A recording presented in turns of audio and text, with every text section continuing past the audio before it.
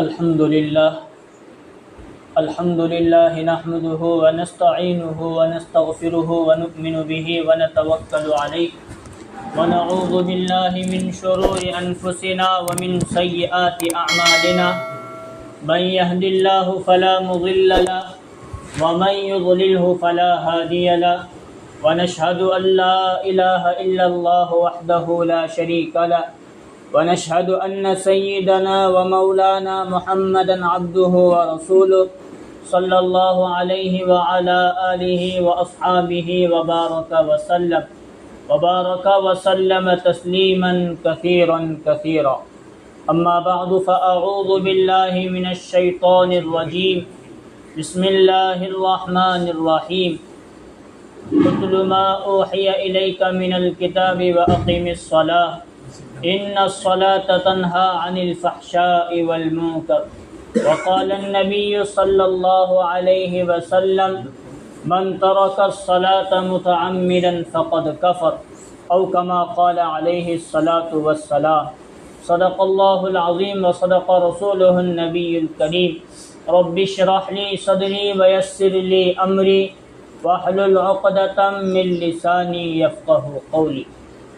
ایک مرتبہ نبی اکرم صلی اللہ علیہ وسلم پر درود شریف پڑھ لیجیے۔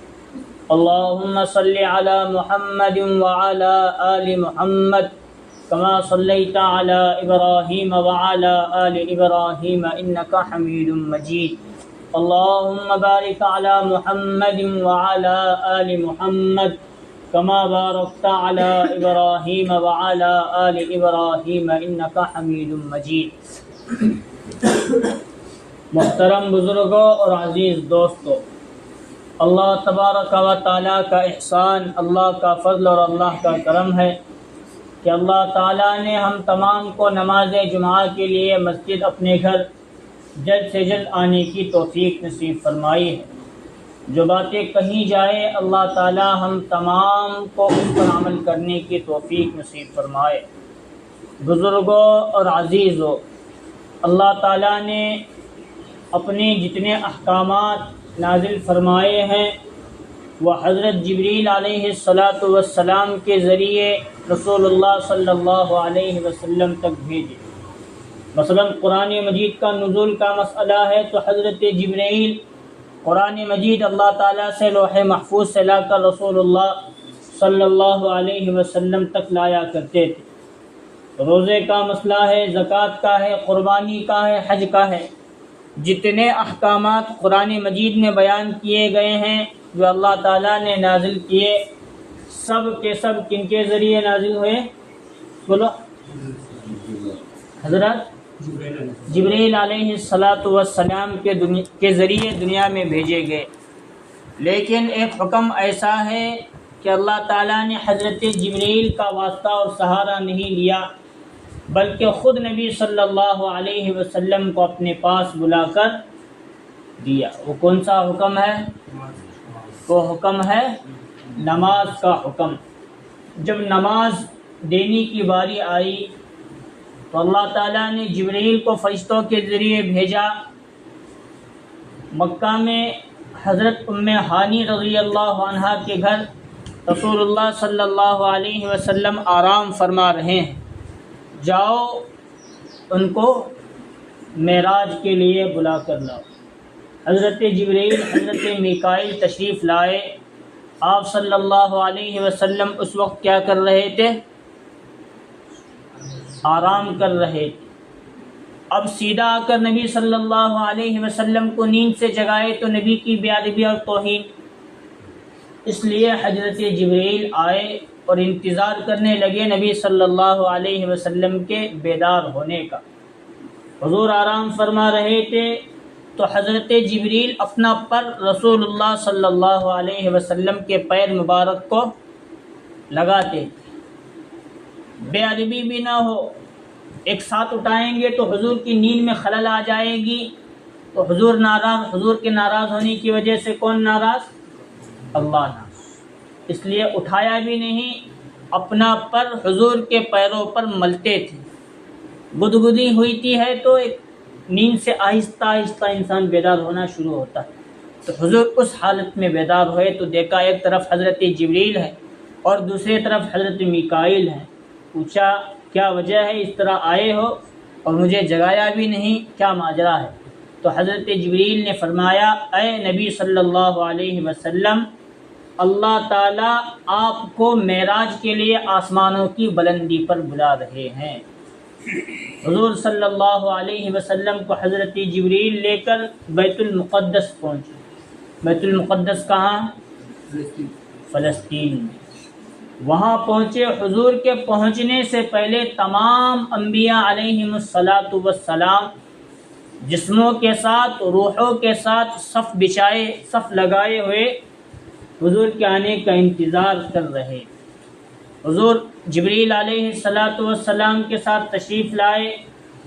حضرت جبریل نے اذان دی اور اقامت کہی۔ حضور کا ہاتھ پکڑ کر مصلی پر کھڑا کیا۔ وہاں تمام انبیاء علیہم الصلاۃ والسلام کی امامت میرے اور آپ کے آقا تاجدار مدینہ جناب محمد الرسول اللہ صلی اللہ علیہ وسلم نے۔ اسی لیے حضور کو کہا جاتا ہے حضور امام الانبیاء ہیں، یعنی تمام امت کے امام تو ہیں ہی ہیں، لیکن باقی انبیاء کے بھی امام ہیں۔ حالانکہ حضور کا دور الگ اور انبیاء کا دور اس سے پہلے کا گیا تھا، لیکن حضور کے استقبال کے لیے تمام انبیاء کو یا تو جسموں کے ساتھ یا روحوں کے ساتھ پھر زندہ کر کے حضور کے استقبال میں بیت المقدس فلسطین کے علاقے میں مسجد اقصی میں تمام انبیاء کو جمع کیا گیا۔ وہاں حضور صلی اللہ علیہ وسلم نے امامت کی۔ اس کے بعد حضور کا بھی بیان ہوا، حضرت ابراہیم کا ہوا، حضرت موسیٰ کا ہوا، حضرت عیسیٰ کا ہوا، کچھ انبیاء کا بیان ہوا۔ پھر اس کے بعد نبی صلی اللہ علیہ وسلم کو معراج کا سفر کروایا۔ براق ایک تیز رفتار سواری لائی گئی، اس پر حضور صلی اللہ علیہ وسلم کو بٹھا کر آسمانی دنیا کا سفر شروع ہوا۔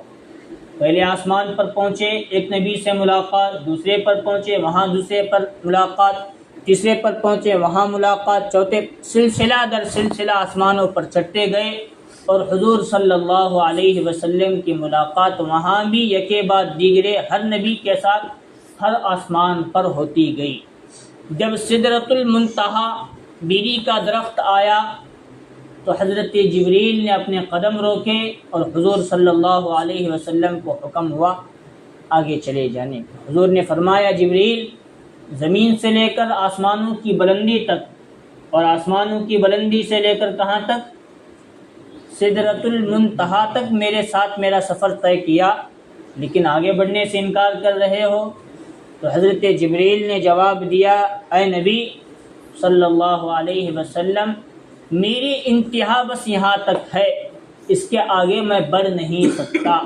اگر اس کے آگے میں قلم بھی بڑھاؤں تو اللہ کی تجلی اور اللہ کے نور سے میں بھی جل جاؤں گا۔ بس آپ کو یہاں سے آگے کا سفر طے کرنا ہے، آپ ہی کو اجازت ہے۔ آپ کے علاوہ کسی اور نبی نے بھی آگے کا سفر کبھی طے نہیں کیا۔ اللہ تبارک و تعالیٰ نے حضور صلی اللہ علیہ وسلم کو معراج جیسی مقدس واقعہ نصیب فرمایا۔ حضور صلی اللہ علیہ وسلم اللہ کے قریب ہوتے چلے گئے۔ ثم دنا فتدلی فکان قاب قوسین او ادنی۔ جو تیر اور کمان رہتی ہے، دیکھیں وہ جو کمان رہتی ہے اس سے بھی کم یا اس کے برابر اللہ اور رسول اللہ صلی اللہ علیہ وسلم کے درمیان فاصلہ۔ وہاں رسول اللہ صلی اللہ علیہ وسلم نے اللہ کی تعریف بیان کی، التحیات للہ والصلوات والطیبات، تمام جانی مالی بدنی ہر طرح کی عبادت اللہ تبارک و تعالیٰ کے لیے۔ اللہ تعالیٰ نے فرمایا السلام علیک ایھا النبی ورحمۃ اللہ وبرکاتہ، اے نبی اللہ کی رحمت اور برکات آپ پر ہو، آپ پر اللہ کی سلامتی ہو۔ نبی صلی اللہ علیہ وسلم کو سلامتی بھی ملی، برکت رحمت کی دعا بھی ملی، لیکن اس وقت نبی صلی اللہ علیہ وسلم نے اپنی امت کو نہیں بھولا۔ بلکہ یہاں یاد کیا اور فرمایا السلام علینا، بولو وعلا، یاد ہے کہ بسر التحیات یاد ہے؟ السلام علینا وعلا عباد اللہ الصالحین، اے اللہ آپ کی جو سلامتی، جو دعا اور رحمت ہے فقط مجھ نبی صلی اللہ علیہ وسلم پر نہ ہو، میرے پر ہو، میرے صحابہ پر ہو، میرے تمام امتی پر ہو، اور امت میں خاص طور پر جو نیک بندے ہیں ان پر بھی آپ کی سلامتی اور رحمت۔ امت کو نہ دنیا میں بھولے، نہ قبر میں بھولے، نہ کسی اور وقت میں حضور نے اپنی امت کو بھولا، لیکن امت ہر موقع پر اپنے نبی کو بھلا رہی ہے، ہر موقع پر نبی کی سنتوں کو چھوڑ رہی ہے، ہر موقع پر نبی صلی اللہ علیہ وسلم کی توہین اور بے ادبی کر رہی ہے۔ اللہ معاف فرمائے ہم تمام۔ حضور نے وہاں بھی اللہ کی دیدار کے وقت بھی اپنی امت کو نہیں بھولا۔ تو اللہ تعالیٰ نے اس مقام پر کتنی نمازیں فرض کی؟ جو بلایا گیا تھا زمین سے لے کر آسمان تک کیا دینے کے لیے؟ نماز دینے کے لیے۔ کتنے وقت نمازیں فرض ہوئی؟ 50 نمازیں فرض ہوئی، لے کر رسول اللہ صلی اللہ علیہ وسلم آسمانوں پر سے بلندی طے کرتے ہوئے آ رہے تھے، بیچ میں حضرت موسیٰ علیہ السلام سے ملاقات ہوئی۔ حضرت موسیٰ نے پوچھا اے نبی صلی اللہ علیہ وسلم، اللہ نے آپ کو اپنے قریب بلایا، اپنا دیدار نصیب فرمایا، تو کوئی تحفہ آپ کو دیا ہوگا، کیا تحفہ اللہ نے آپ کو دیا؟ حضور نے فرمایا اللہ تعالیٰ نے مجھ پر اور میری امت پر 50 نمازیں، 50 وقت کی نمازیں فرض کی ہیں۔ حضرت موسیٰ کہنے لگے میری امت پر اور مجھ پر 2 نمازیں فرض تھی، ہمیں 2 بھی پڑھے نہیں، میری قوم بنی اسرائیل 2 نہیں پڑھے، تمہاری قوم، تمہاری امت محمدیہ 50 کہاں سے پڑھنے والی؟ چاہو تھوڑا کم کرا کے آؤ۔ رسول اللہ صلی اللہ علیہ وسلم حضرت موسیٰ کی درخواست پر گئے اللہ تعالیٰ کے پاس، اللہ نے 5 نمازیں کم کی، پھر واپس لوٹے، 45 باقی تھی، حضرت موسیٰ سے پھر ملاقات، پھر حضرت موسیٰ نے پوچھا کیا کتنا کم؟ 5 کم کیے ہیں، 45 باقی۔ موسیٰ کہنے لگے 45 بھی آپ کی امت نہیں پڑے گی، چاہو اور کم کرا کے گا۔ علماء لکھتے ہیں 9 مرتبہ حضرت موسیٰ سے اللہ تک اور اللہ سے حضرت موسیٰ تک حضور صلی اللہ علیہ وسلم آتے رہے اور جاتے رہے، اور کتنی نمازیں فرض رہ گئی باقی؟ اس وقت بھی حضرت موسیٰ نے فرمایا آپ کی امت 5 وقت کی نماز نہیں پڑھیں گی، سستی اور کوتاہی کرنے والی، اس لیے جاؤ کم کرا کے لاؤ۔ حضور فرمانے لگے اب گیا تو 5 نمازیں بھی، کیونکہ اللہ کا دستور ہے ہر جانے آنے پر 5 کم کرتے آ رہے ہیں، اب 5 کے بعد بھی میں گیا تو وہ بھی کیا باقی نہیں رہنے والا اللہ کو راضی کرنے کے لیے۔ اس لیے انشاءاللہ میں بھی اور میری امت بھی 5 وقت نمازوں کی پابندی کریں گے، لیکن میں وعدہ کرتا ہوں کہ میں اللہ تعالیٰ سے 5 وقت کی پڑھنے کی وجہ سے 50 نمازوں کا ثواب میں دلواؤں گا۔ آج کے دور میں اگر کوئی بندہ 5 وقت نمازوں کی پابندی کرے تو 50 نمازوں کا ثواب انشاءاللہ ملنے والا، لیکن ہماری حالت کیا؟ ہمیں کتے پڑھتے ہیں؟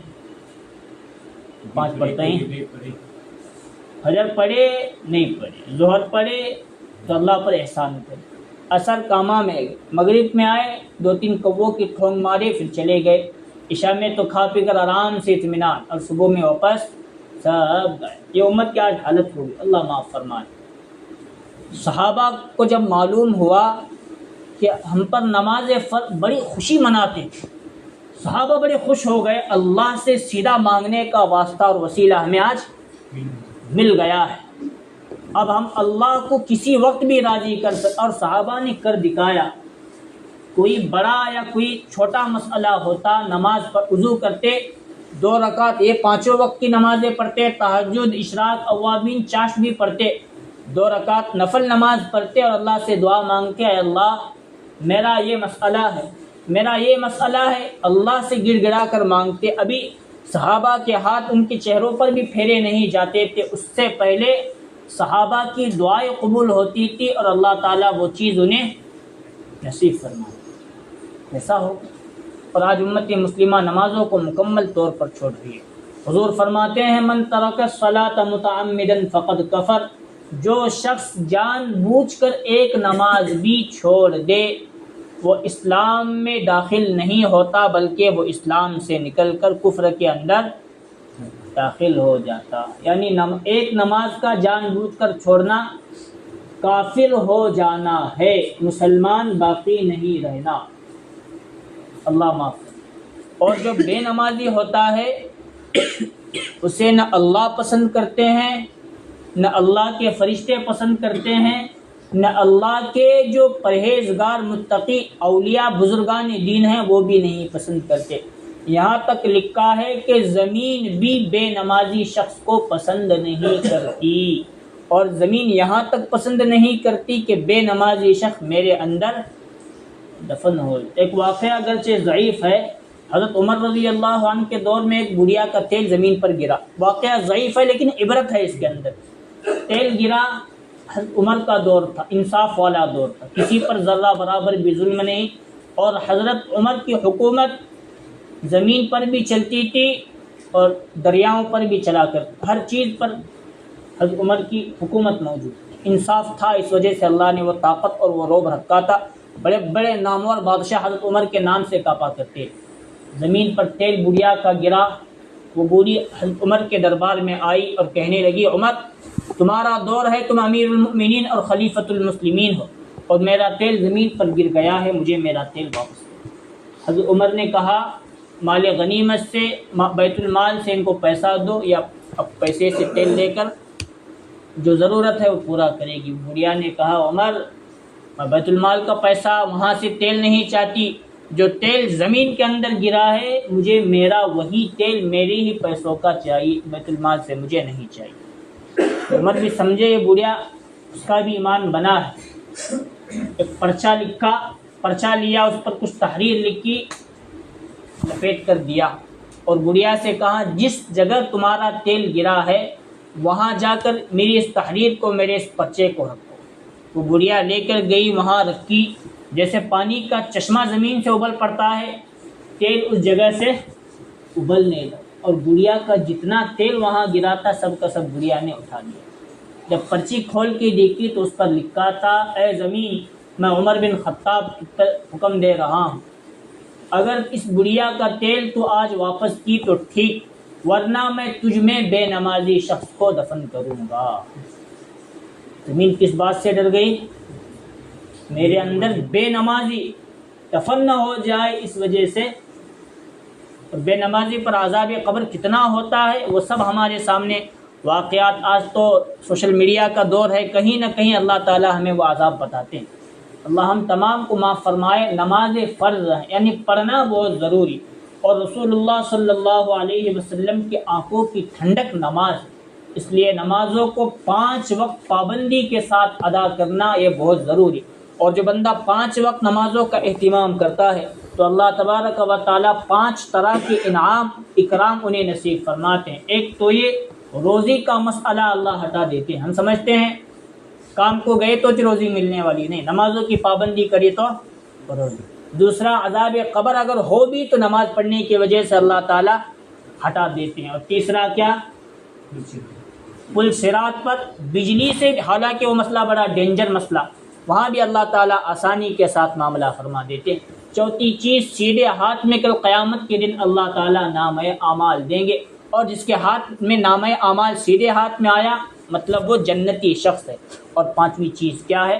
اللہ تعالیٰ کل قیامت کے دن حساب اور کتاب سے مکمل طور پر حفاظت فرمائیں گے۔ یہ نماز کی برکات ہے۔ آج ہمیں نماز پڑھنے کی ضرورت۔ یہ جو مسجد الحمدللہ عالی شان لگی یہ کسی اور چیز کے لیے نہیں بنائی گئی بلکہ با جماعت نماز پڑھنے کے لیے بنائی گئی۔ تو اس مسجد کے ایریے میں جتنے بھی گھر ہیں، ہر گھر کے ہر فرد پر یہ ضروری محنت ہے کہ خود بھی نماز کو آئے اور دوسروں کو بھی نماز آنے کی، خود بھی مسجد میں آئے اور خود بھی دوسروں کو لے کر آئے۔ میں بھی آؤں گا، میرے ساتھ بستی کا ہر بچہ، ہر مرد کس طرح مسجد میں آئے اس کی فکر رکھنا۔ الحمدللہ دعوت و تبلیغ کا جو سلسلہ اسی فکر کی وجہ سے اللہ کے راستے میں نکلیں گے۔ ایمان، نماز، علم و ذکر، اخلاص نیت، اکرام مسلم، دعوت و تبلیغ کے بول اس لیے بولے جا رہے ہیں تاکہ یہ ہمارے اندر آئے اور ہم اللہ کو مکمل طور پر راضی کرنے والے بن جائیں۔ تو تمام ساتھی نمازوں کی پابندی کی فکر کریں گے۔ اللہ تعالی ہم تمام کو 5 وقت نمازوں کی پابندی کی توفیق نصیب فرمائے۔ آمین وآخر دعوانا ان الحمدللہ رب العالمین۔